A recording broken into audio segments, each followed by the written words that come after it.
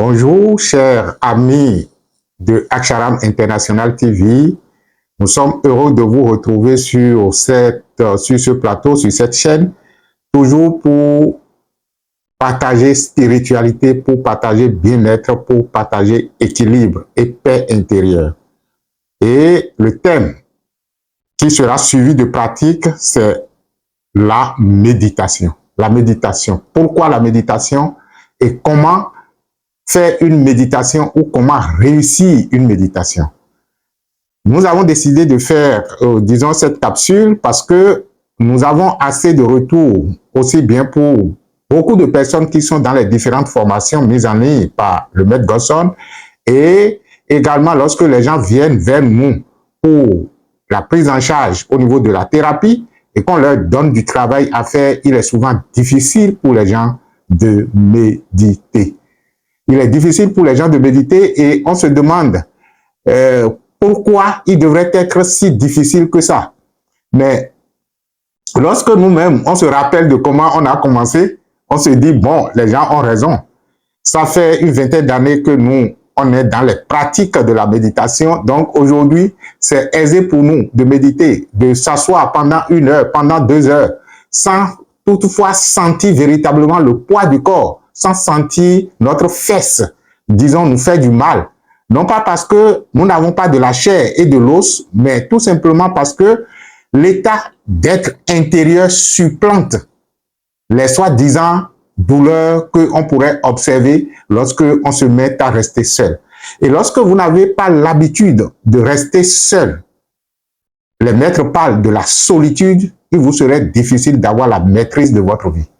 Il vous serait tellement difficile d'avoir la maîtrise de votre vie parce que les informations que vous recevez de l'extérieur, si vous n'arrivez pas à des moments donnés, vous asseoir et distiller et décider de ce qui est bon pour vous, de ce qui fonctionne pour vous, et de générer par vous-même de nouvelles inspirations, il sera très difficile pour vous de pouvoir parvenir à la maîtrise de votre existence. Or, une existence que l'on vit au gré du vent est une existence qui peut vous balancer à tout, dans toutes les directions.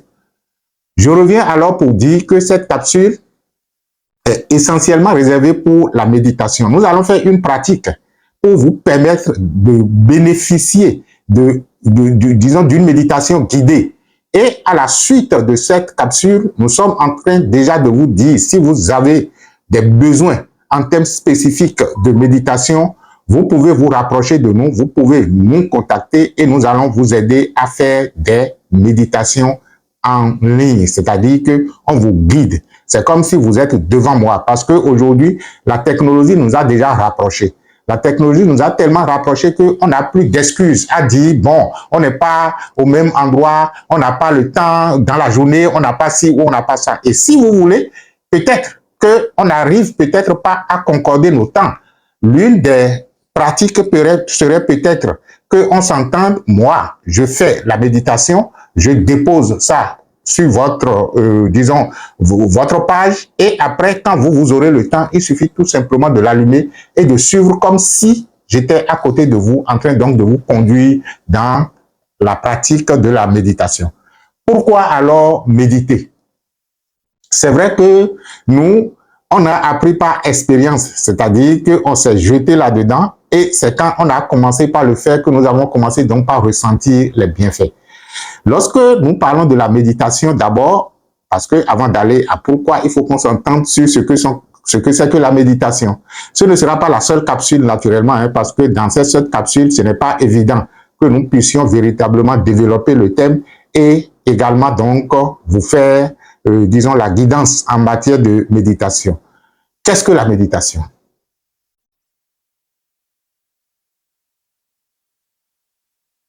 J'ai marqué un silence à dessein pour tout simplement permettre à votre esprit de chercher la réponse par lui-même.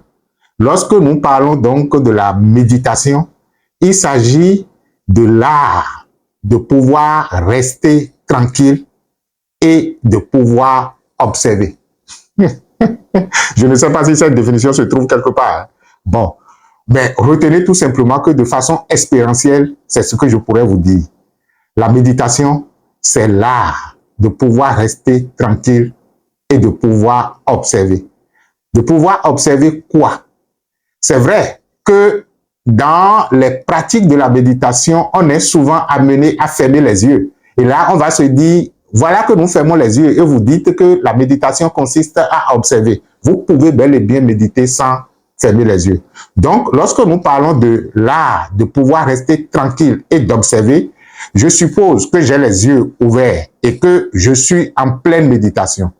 Peut-être qu'il y a une fleur devant moi, je pose mon attention là-dessus et j'empêche. Est-ce que je vais empêcher? Ou du moins, je ne permets pas à mon esprit de caricaturer la fleur. Je pose juste mon attention là, sur la fleur et c'est comme si la fleur est un être vivant et d'ailleurs que c'est un être vivant qui peut me communiquer. Donc, toute information que je cherche au sujet de la fleur, il suffit tout simplement que je sois attentif et laisser la fleur me faire parvenir l'information parce que entre la fleur et moi, à partir du moment où mon attention s'est posée sur la fleur se met à se révéler à moi. Voilà le vrai thème. C'est pourquoi j'évite souvent, lorsque je voudrais parler d'un certain nombre de thèmes, d'aller consulter ci ou ça, parce que les mots pour exprimer les choses viennent d'eux-mêmes. De telle sorte que si vous avez déjà des idées préconçues, c'est-à-dire qu'une information que votre cerveau a caricaturée, qu'il a déjà gardée, vous n'avez plus cette ouverture de l'intérieur pour permettre à la source de l'être de vous inspirer et de vous permettre donc de donner les bonnes expressions venant de vous. Donc, je parlais de la fleur et la fleur se met alors à communiquer avec vous. Je prends juste cet exemple pour dire que lorsque vous avez les yeux ouverts et que vous avez la possibilité d'observer quelque chose, de regarder quelque chose sans avoir l'impression d'avoir connu la chose auparavant dans tel ou tel aspect ou dans tel ou tel sens, là, vous êtes en train de méditer. Maintenant, ramenez cela à la pratique, je vais dire, la pratique de méditation de façon spécifique où on est tranquille, on s'assoit et on médite. Cela revient tout simplement à lorsque vous êtes assis ici et que vous voulez méditer. La première des choses, c'est de réaliser votre présence. Parce que lorsque je parlais donc de la capacité à pouvoir observer, vous ne pouvez véritablement observer de cette façon que lorsque vous avez la présence de vous-même au lieu où vous êtes. Donc, une bonne méditation commence d'abord par le fait que vous allez sentir que vous êtes à l'endroit spécifique où vous êtes. Je suis, par exemple, dans un bureau en train de faire un enregistrement. Donc, si je veux méditer ou si je suis en train de méditer comme je le suis actuellement, la première des choses, c'est de ressentir que je suis ici et maintenant en train de faire une communication. On pourrait dire que je suis déjà en pleine méditation. Maintenant, de façon pratique, lorsque on vous donne des exercices ou on vous donne des rituels à faire ou on vous donne disons des méditations à pratiquer par vous-même, il faut d'abord parvenir à cette sensation d'être. Et lorsque vous parvenez à cette sensation d'être qui commence d'abord par la prise de conscience de votre corps, parce que je disais tantôt à un coacher, quelqu'un que je suis en train de coacher, et tout à l'heure je lui disais, mais quel est en fait l'outil qui te permet de savoir que tu es sur cette terre? C'était du coaching pour pouvoir donc élaborer des objectifs et les atteindre. Et on est souvent préoccupé par le but à atteindre que par soi-même. Et je lui disais, avec quel instrument tu veux travailler pour pouvoir atteindre ces objectifs? C'est vrai qu'il s'est perdu un peu, mais finalement, quand on a recentré le débat, il a dit « mon corps ».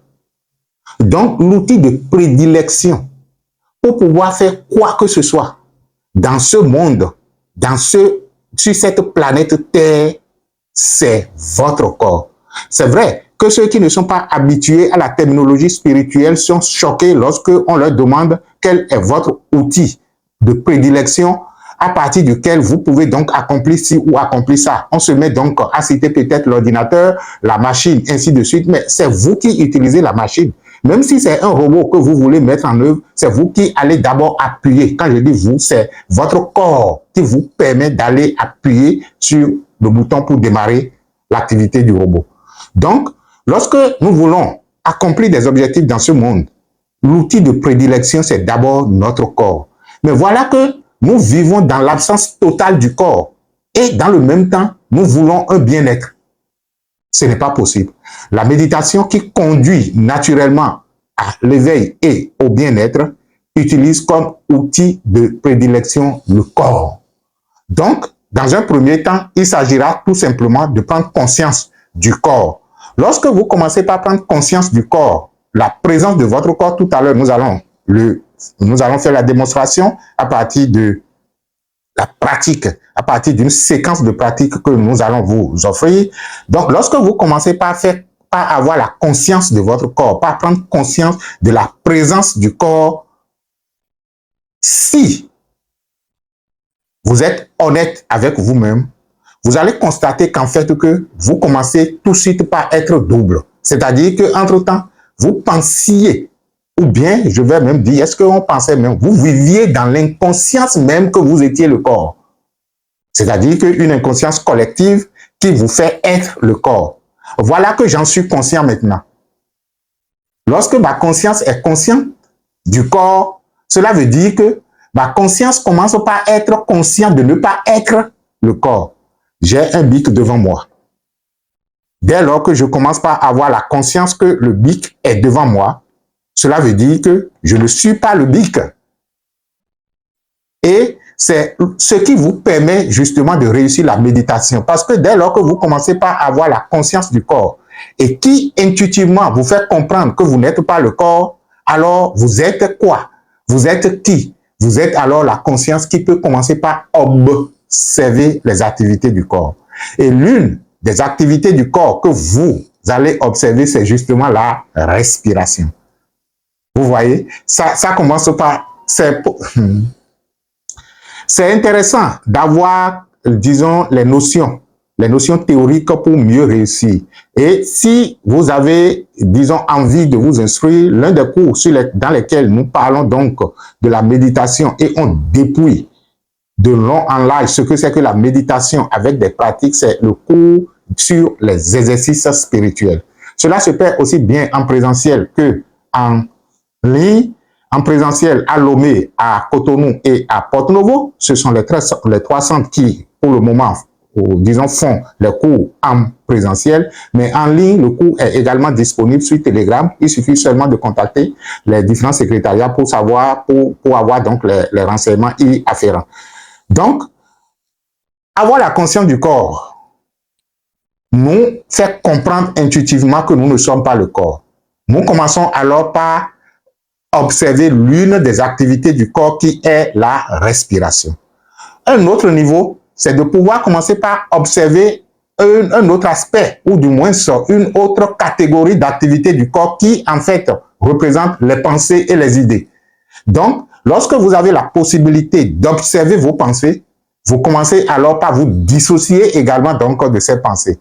Lorsque vous avez la possibilité d'observer vos émotions, vous commencez par vous dissocier des émotions. Alors, je ne suis pas mes émotions, je ne suis pas mes pensées, je ne suis pas le corps. Je suis alors qui?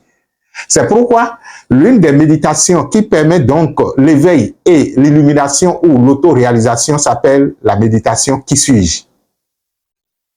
Toutes les fois que quelque chose passe dans la conscience, je prends conscience de la chose et je demande si je ne suis pas cela, qui suis-je alors?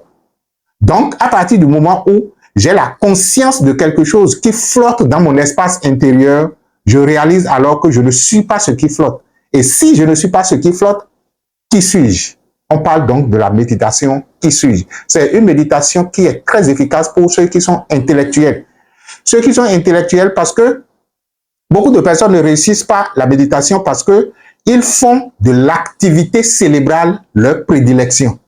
De telle sorte que même s'ils s'asseyent, ils ne font que ruminer leur mental en associant du bien sur le mal, en se rejetant sur ci ou sur ça, jusqu'à ce que finalement, ils sortent de la méditation et ils sont encore plus épuisés qu'ils ne l'étaient avant même de commencer. Des gens vous contactent pour dire oui, vous parlez de la méditation, vous m'avez donné des exercices. Et quand je l'ai fait, je suis encore plus fatigué que je ne l'étais. C'est tout simplement parce que vous n'avez pas réussi la méditation. Sinon, si vous réussissez une méditation, vous devez avoir un regain d'énergie. Lorsque une méditation est réussie, cela veut dire que vous vous êtes connecté à la source inépuisable d'énergie qui, en fait, vous en fournit une certaine quantité.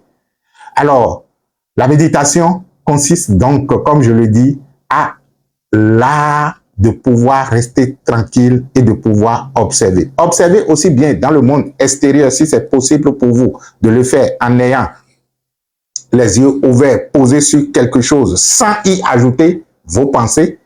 Vous allez constater que vous allez commencer donc par réaliser le calme et la sérénité en vous. Maintenant, de façon classique, on vous dira de fermer les yeux et de ressentir le corps, d'observer la respiration. Et si les pensées viennent, de les observer tout simplement et de vous ressentir être vous. Qu'est-ce que cela peut nous procurer? Lorsque vous avez la possibilité donc de rester tranquille et de faire ces observations, vous allez au mieux gérer le stress. Lorsque vous êtes stressé, le meilleur remède, c'est la méditation.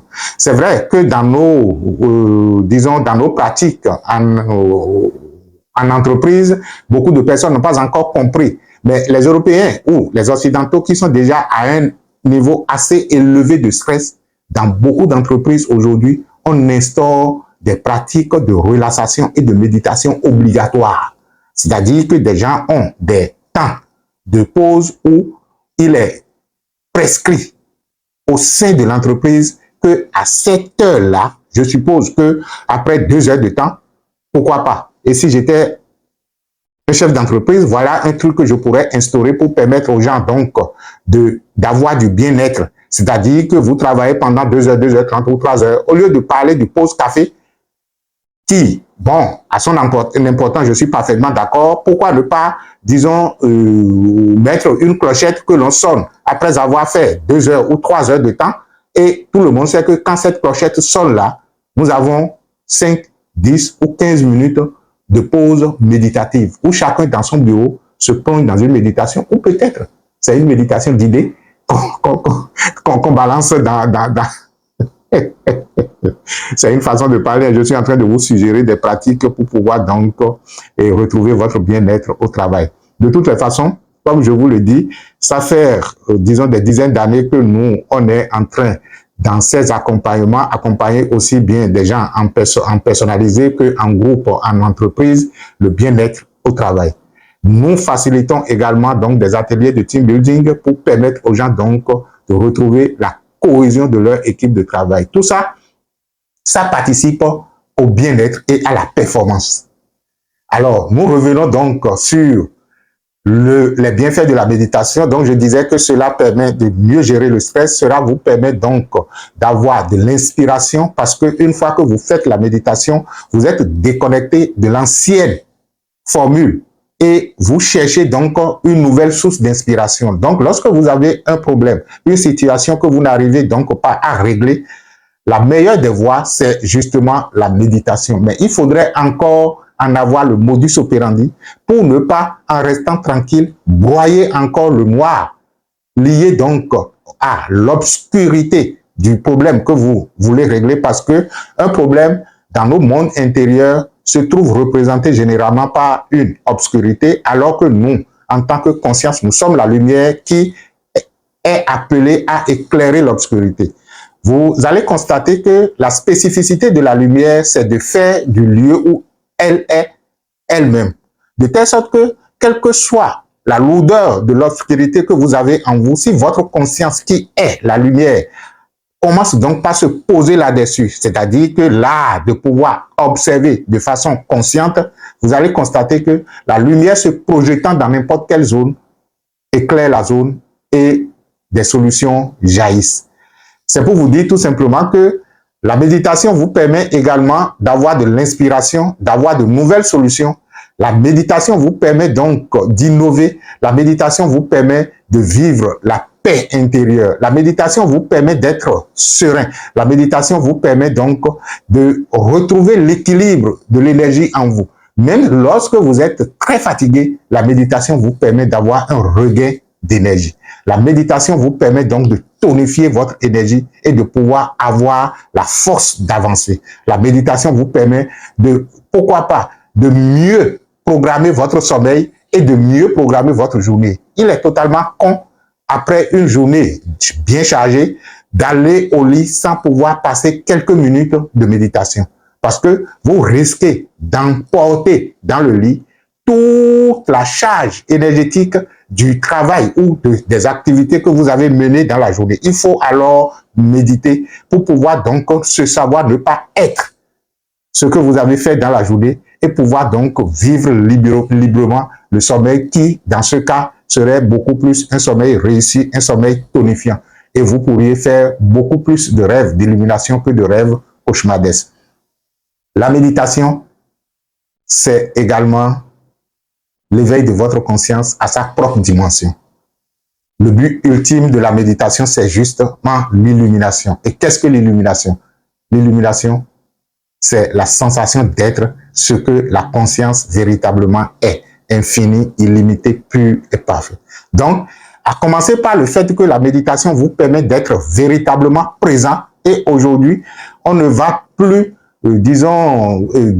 épiloguer sur les avantages du fait d'être présent. Si vous n'êtes pas présent en un lieu, vous ne pouvez pas cerner ce qui se passe en ces lieux. C'est une fuite de responsabilité que de ne pas pouvoir vivre pleinement sa présence en un lieu. La méditation vous permet de mieux gérer vos pensées. La méditation vous permet de mieux gérer vos émotions et de pouvoir, au besoin, avoir des actions beaucoup plus efficaces que des réactions. La méditation vous permet donc, pourquoi pas, d'assurer même le bien-être de votre corps physique. La méditation, lorsque vous la faites régulièrement, ça augmente la force de votre système immunitaire parce que vous allez constater tout à l'heure avec la courte pratique que nous allons faire que vous pourriez même pendant la méditation, non seulement observer votre respiration, mais ressentir le battement de votre cœur, ressentir la circulation de votre, disons, du sang dans votre corps. Et lorsque vous parvenez à ce niveau de sensation des activités du corps, la conscience se posant sur quelque chose amplifie le degré d'illumination de la chose. Nous avons dit que la conscience se définit comme étant lumière. Par conséquent, lorsque vous avez la possibilité donc de ressentir consciemment une activité du corps, vous lui donnez beaucoup plus de tonus, vous lui donnez beaucoup plus donc d'énergie et vous permettez donc à la paix et à l'équilibre de s'installer. De toutes les façons, lorsque vous allez véritablement y goûter, il vous serait très difficile de ne pas la pratiquer, la méditation. Il vous serait très difficile de ne pas la pratiquer. Vous allez la pratiquer matin, vous allez la pratiquer midi et vous allez trouver le temps de la pratiquer le soir. Et lorsque je parle ainsi, c'est justement parce que cela va commencer par vous, par provoquer en vous ce qu'on appelle l'amour du soi. La méditation vous permet de vous aimer mieux que vous ne vous aimiez auparavant. La méditation vous permet donc d'établir une confiance entre vous et vous, ce qu'on appelle la confiance du soi. La méditation vous permet, et même si vous voulez aller loin, d'avoir la confiance en Dieu. Parce que vous allez commencer par sentir cette fréquence vibratoire qu'on appelle naïvement Dieu sans savoir véritablement de quoi il s'agit. La méditation vous permet donc d'établir une confiance entre vous et vous-même, une confiance entre vous et la vie. Je pourrais dire une confiance entre vous et l'univers. Parce que vous allez comprendre que vous êtes en fait cet univers en miniature et que vous êtes en unité avec le grand tout. Et que ce grand tout qui est le pouvoir absolu peut tout. Et si ce grand tout qui est le pouvoir absolu peut tout, qu'y a-t-il donc de mieux à se souder à ce grand tout? C'est ce que disait l'autre quand il dit « Je vis dans le Père et le Père vit en moi ». Et ce n'est qu'à travers la méditation que vous pouvez vérifier la véracité de cette formule au lieu de les chanter ou de les réciter de façon inconsciente comme des enfants à qui on a dit chanter ou réciter et qui récitent. Encore qu'aujourd'hui, les enfants sont très intelligents. Ils commencent déjà par demander qu'est-ce que cela veut dire, disons cette chanson. Mais nous, adultes, Il a fallu tout simplement qu'on nous a dit, voilà ce qui s'est passé. On a dit, ok, d'accord, nous y croyons. Quelle est la preuve que vous avez que c'était vrai? Je disais entre-temps que l'homme intelligent, c'est celui qui remet en cause ce qu'il n'a pas encore vérifié. Parce que le doute qui est dit de cartésien est un doute qui vous permet donc d'explorer les aspects de ce qu'on vous soumet afin de pouvoir donc véritablement en être convaincu. Ne soyez convaincu de rien, soyez Saint Thomas. Ce à quoi moi je vous invite, c'est la pratique. Et dès lors que vous, à travers ce que nous sommes en train d'échanger maintenant comme notion, et que vous passez à la pratique et que vous constatez que, ah, attention, ça m'a fait du bien, il y a quelque chose qu'on ne peut nier, hein, c'est la vérité que l'on vit. Lorsque vous vivez une vérité, personne ne peut venir vous dire le contraire. Je me rappelle un maître encore contemporain de notre époque disait, même si Bouddha descendait, même si Jésus descendait aujourd'hui, il me disait que ce que je vis n'est pas réel. Je le regarde tout simplement et je lui dirai, ah oui, je comprends. Même Bouddha peut mentir. Il n'a pas à justifier la vérité qu'il vit parce que c'est déjà la réalité évidente qu'il vit. Donc, dès que vous parvenez à ce niveau, vous n'allez plus parler parce que vous êtes en train de parler, mais vous restez tranquille parce que vous vivez de quoi il s'agit. Je vous invite donc à vivre ce que c'est que la méditation. Et si vous avez des besoins de guidance en matière de méditation, faites-nous signe, nous sommes en mesure de vous accompagner. L'idéal serait donc de vous mettre dans une séquence où peut-être vous dites, ok, je veux me faire accompagner pour quelques méditations, on s'entend sur le nombre et puis on vous donne, disons, ce qu'il faut comme participation, comme frais, parce que de toutes les façons, ça nécessite que nous, on se rende disponible pour faire le travail avec vous. Donc, je vous remercie et voilà, et on va pratiquer. Et si, bon, ça vous intéresse d'être déjà dans cette guidance, je vous demanderai tout simplement donc de prendre la position dite de méditation. Vous pouvez vous coucher, hein, mais la position idéale, si entre-temps, vous voulez vous coucher, c'est de se coucher sur le dos, le visage face au ciel et les mains ou les bras tout au long donc de votre corps. Là, c'est une position relaxante. L'autre position que vous pouvez prendre, c'est la position de lotus, où on a les jambes pliées. C'est quand on était enfant que c'était facile. Sinon, les yogis le font facilement parce que, bon, ils ont déjà tellement fait mouvoir les articulations que cela ne pose plus aucun problème de s'asseoir dans cette position. Quelquefois, on demande donc d'avoir un petit coussin sur lequel on met les fesses, ce qui permet donc une très belle position également. Si vous avez de l'espace, c'est des choses qu'il faut s'essayer de faire. Vous allez constater que votre corps devient de plus en plus flexible et tout le reste. Donc maintenant, la position qui est recommandée pour tout le monde, que nous pratiquons souvent, c'est la position assise. Il faut juste avoir une chaise ou un tabouret. Vous êtes assis là-dessus et vos pieds touchent le sol. C'est-à-dire que vous mettez vos pieds en contact avec la terre. Ce n'est pas que nécessairement il faut disons, enlever les chaussures. Mais le fait d'enlever les chaussures vous donne une relaxation beaucoup plus grande, à moins que les chaussures, ce que vous portez, soit suffisamment donc large. Et également en matière d'appuiement, ne soyez pas trop down parce que vous ne permettez pas au corps d'être relax et de respirer. Donc, si vous avez pris toutes ces dispositions, je vous invite donc à une exploration intérieure pendant quelques minutes. Et voilà, nous sommes partis. Donc, je vous dirai tout simplement, restez assis et à partir de maintenant, vous allez commencer par vous ressentir progressivement être ici. Comment se ressentir? J'ai l'habitude déjà de dire aux gens, vous pouvez vous poser la question suivante. Comment puis-je savoir que je suis ici? Si vous posez cette question, votre mental se trouve troublé et vous allez vous ressentir tout simplement. La réponse vient de l'intérieur, la sensation d'être ici et maintenant. Je me sens être ici et maintenant.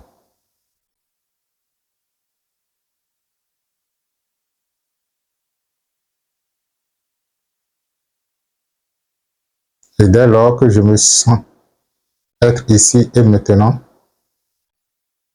je ressens quoi? Le corps. Je ressens le corps de l'intérieur.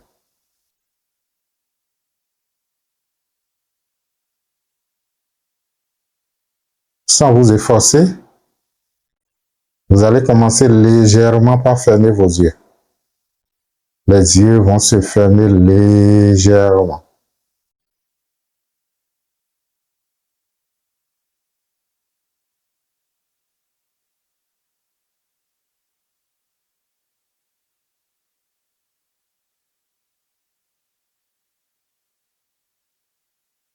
Ressentez le corps et observez la respiration. Voilà une séquence de ce que c'est que la méditation, une courte séquence. Maintenant, on pourrait avoir, disons, des aspects spécifiques sur lesquels on veut travailler, qu'on introduit dans notre espace intérieur pour pouvoir donc parvenir au pardon, au détachement et à la prise donc d'une nouvelle décision. Pour que même si vous voulez invoquer les mannes ancestrales, sachez véritablement qui vous êtes avant d'invoquer les mannes ancestrales. Et ce n'est que la pratique méditative qui vous permettra donc de savoir comment opérer avec les mannes ancestrales. Et même les rituels qu'on vous demande de faire. Et si cela ne nécessite même pas de fermer les yeux, vous devez, à travers la méditation, disons, les yeux ouverts, vous devez pouvoir donc vous ressentir être celui qui est en train de prononcer la parole.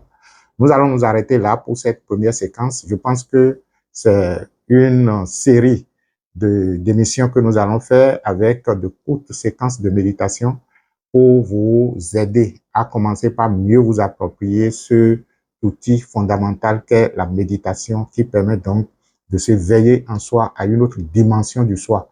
Et lorsque vous commencez par développer de nouvelles perceptions au sujet de vous-même et au sujet des situations existentielles, vous parvenez à l'éveil et les choses donc changent autour de vous de façon miraculeuse.